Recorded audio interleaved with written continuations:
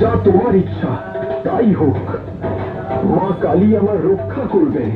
রঘুর ক্রোধে আগুন জ্বলে উঠল।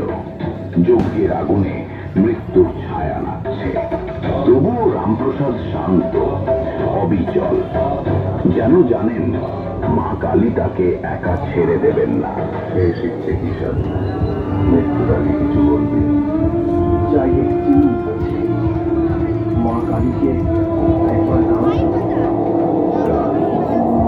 বলি যাওয়ার আগে গান শুনবো। ঠিক আছে, গা দেখি মাকে কত ভালোবাসিস। কালী বলে হৃদি রত্না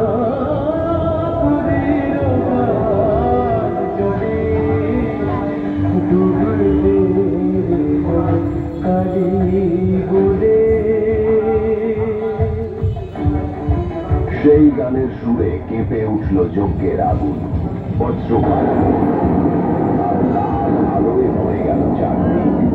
আর সেই মুহূর্তে অগ্নিশিখার মাঝে আবির্ভূতা হলেন মা কালী। রঘু, তুই আমার নামে পাপ করছিস, ভক্তের রক্ত চাইছিস। মা, মা, চিনতে পারিনি, জানতাম না উনি তোমার প্রিয় ভক্ত, ক্ষমা করো মা।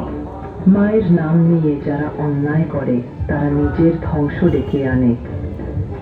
আজ থেকে জানিস, সত্য ভক্তির পথ রক্ত নয়, আত্মসমর্পণ। মা, আমি পাপী, আজ থেকে আর কোনো অন্যায় হবে না। যে সাধু মার নাম জপ করে তাকে আমি রক্ষা করব। উঠে দাঁড়া রঘু, আজ তুই পাপ মুক্ত। ভয়ে নয়, ভালোবাসায় ও ভক্তিতে আমায় খুঁজে নে। মা কালী অদৃশ্য হলেন, আলো ম্লান হয়ে এলো, আর রঘুর চোখে ফুটল এক নতুন আলো, ভক্তির আলো। দেখলে রঘু, মা কালী করুণাময়ী। যে অনুতাপে ভরে যায়, মা তাকে কখনো ত্যাগ করেন না। ঢাক, শঙ্খ, প্রদীপের আলোয় ভরে উঠল চারিদিক। অন্ধকারে যে খুঁজেছিল রক্তের পথ, সে আজ পেল ভক্তির মুক্তি। রঘু আর ডাকাত নয়, সে আজ মার সন্তান। এই হল রঘু ডাকাতের পরিত্রাণ।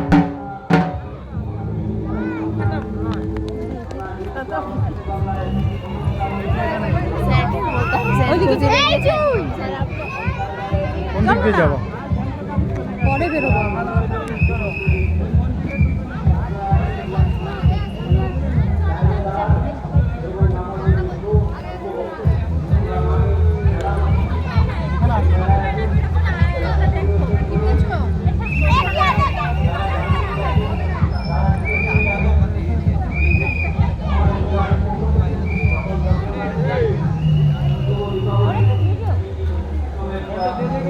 করেছি, শুধু এখান দিয়ে যখন ধরে নিয়ে যাচ্ছি জায়গাটা একটু কেঁপে গেছে। ওটাই করেছি, পাঠিয়ে দেবো। আমাকে এইচডি করে দে, মানে এইচডি করে দে। বাড়ি গিয়ে দিয়ে আসবো। টাটা।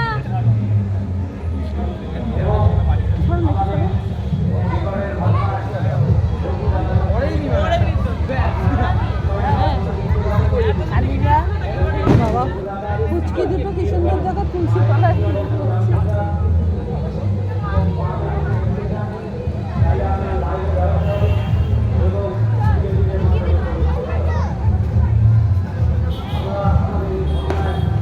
হয়ে গেছে, চলো নাকি?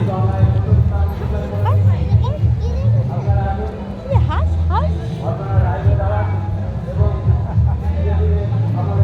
কি মিষ্টি, কি নাও? তিতির এখানেই থাকো? তোমার নাম কি সুন্দর দেখতে।